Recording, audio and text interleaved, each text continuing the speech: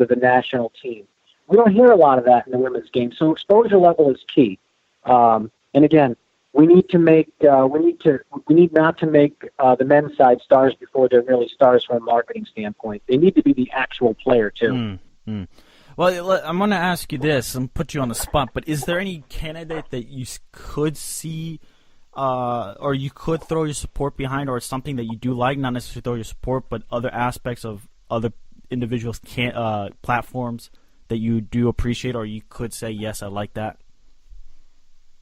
I mean, throughout my whole campaign, there's pictures of me and Ronaldo in Florida during the second qualifier, the second qualifier game before Honduras. That was Honduras, not Trinidad. But we were at Honduras together, had some synergy. And, Eric's got a lot of good vision, and he closely lines up with a lot of the things that I talk about. But having gone through this candidate process, I will say this, having conversations with most of the candidates throughout the whole 7 months that I've had, I am very careful now to support one or the other, because I really don't know who motivations are connected to for the outcome itself. So I have to be very, very careful. But Ronaldo referred to me as a good guy, like the rest of them do. But they're all kind of afraid to, even, hey, would you support Lapointe? They won't answer the question either. But Ronaldo is the closest, and I've been the only candidate to reach out to every candidate and even call them out on social media to say, let's band together and make this stuff right. And you get very little response because, hey, everybody has a personal interest. I would have to say that my personal interest, I'm satisfied with my soccer life. If I don't become president of the USSF, it's not the end of my world. But now they're all running for a position that could be changed to begin with. So, great question. And you talk about that change. What do you think of that new GM role that was just implemented by the USSF? It's a setup. Let's be honest. It's a setup for an outcome. The outcome is, you guys know as well as I do, it's very common sense stuff looking from the outside in, and I consider myself an outsider even when I was hot in the campaign, is why are these things taking place? Is it set up for one individual to come in so another one can appoint the other one as a GM and the status quo stays? Is one guy coming in that's an announcer in the media to be put in as the president that has a softer role now, and then the GM is really the one that's powerful, and who's going to pick that? It opened up Pandora's box, and it's just another example of really not thinking this through when the USSF makes decisions on behalf of all of us that affects millions of people. Not just the sport of soccer, it affects millions of people and affects millions of dollars. Mm-hmm. Getting back to the pro rel thing, I'll tell you this. And even Major League Soccer, these guys and women in Major League Soccer are supporting a system that deals with millions of dollars and maybe taps on a little bit of billions of dollars. In a pro rel system, I'd rather make billions. Pro rel can be instituted. The concept of pro rel can be instituted in every sector of soccer. Pro rel media, pro rel youth, pro rel men's, pro rel women, pro rel pay to play. I mean, everything has a stage and everything has a level, doesn't it? I know it's just an interesting conversation, but it's fascinating. Paul, thank you so much for joining us. We really appreciate taking a good chunk of your time here to really talk about the presidency and the difficulties that you've had, and just to get a different perspective, because that's the point of the show, is to get different perspectives of U.S. soccer. A fresh new take on U.S. soccer. Yeah. So thank you. Yeah, I was going to say thank you again, Paul. It was a really interesting interview. I know, unfortunately, you didn't get the three votes to move on to presidency, but you do ask a lot of questions that need answering. I think that's a really important aspect of that's what the soccer world needs today. I feel like at times we're not asking enough questions. We're just saying, okay, that's cool, that's cool, that's cool, and then we get hit with this problem. And we're like, oh, why this happened? Because I don't think we were asking the right questions at the right times. Well, I appreciate you guys having me on, and I'll leave you with this question. Did I have the nominations or didn't I? Just because I physically didn't hand them in, did that mean I didn't have them, and were they manipulated for a one-way outcome? I'll leave you with that. And I'll also leave you, it's Christmas time. Soccer's a gift. We all need to unwrap it. Indeed. I like it. I like it. I appreciate it, Paul, and we'll hopefully reach back out, and maybe we'll get your reaction to who actually becomes the president. Thank you, guys. I appreciate it, and I again, honored and humbled to have the opportunity to talk with you guys. Hey, likewise. Thanks again. Bye-bye. Oh, man, was that fascinating. It was interesting to get that kind of insight from a former USSF presidential candidate, and he's asking the questions that I think a lot of the U.S. soccer, the common U.S. soccer fan wants to know. Well, and it's not hard to put connections together.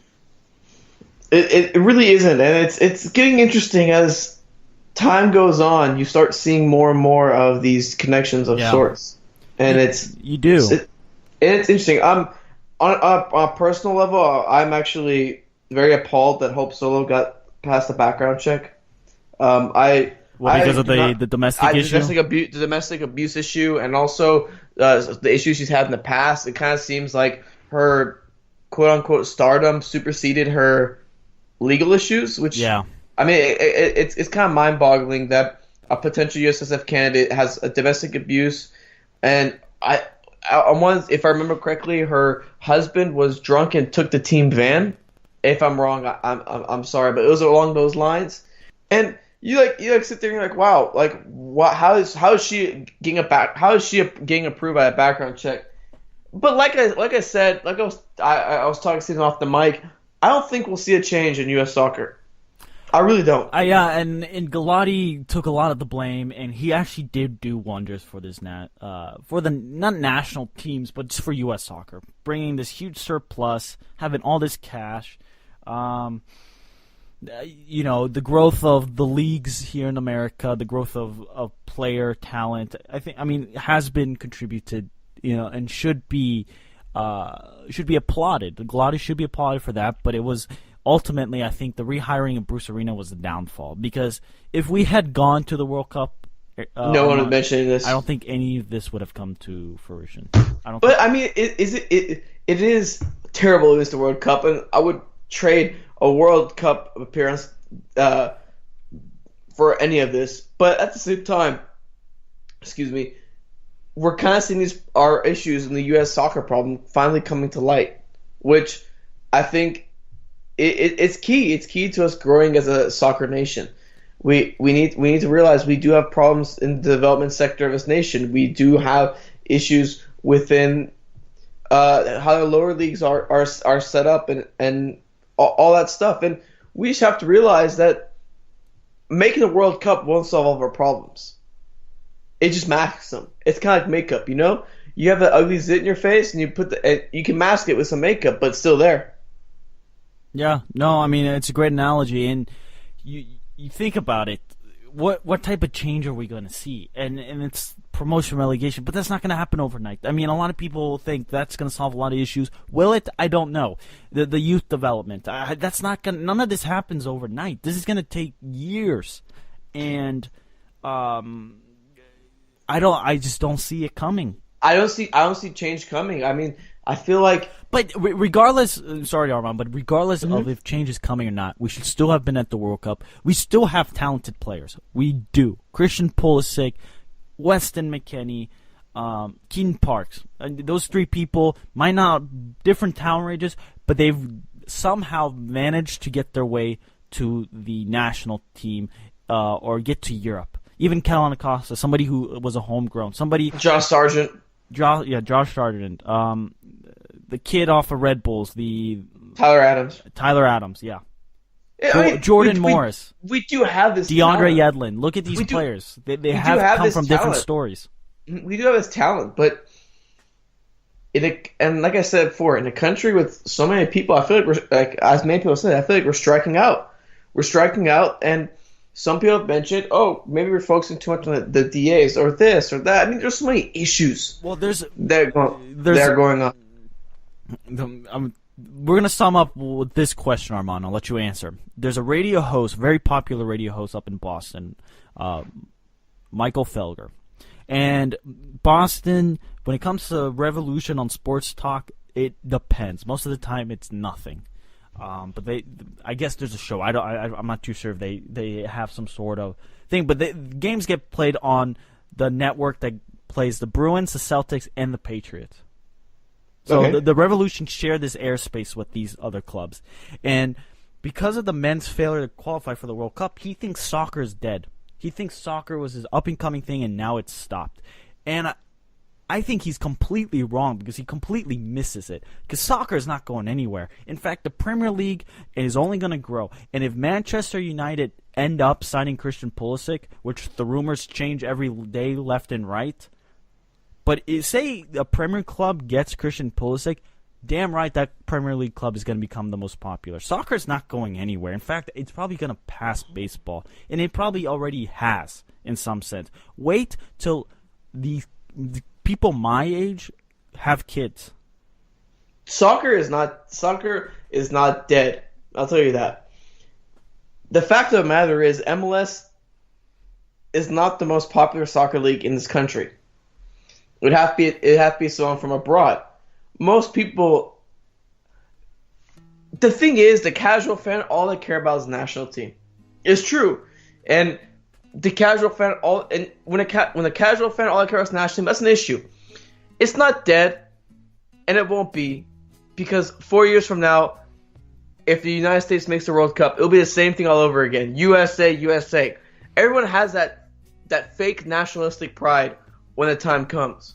Oh, but mine's not fake. Mine's genuine. But there are certain people within the realm of U.S. soccer that have that genuine pride. Yes. That they care about it when we're not in the World Cup. That they care about it when we're... Okay, shut up. I get it, that's us. But these people with that genuine soccer pride, it's not going to go away. It's not. It won't. It never will.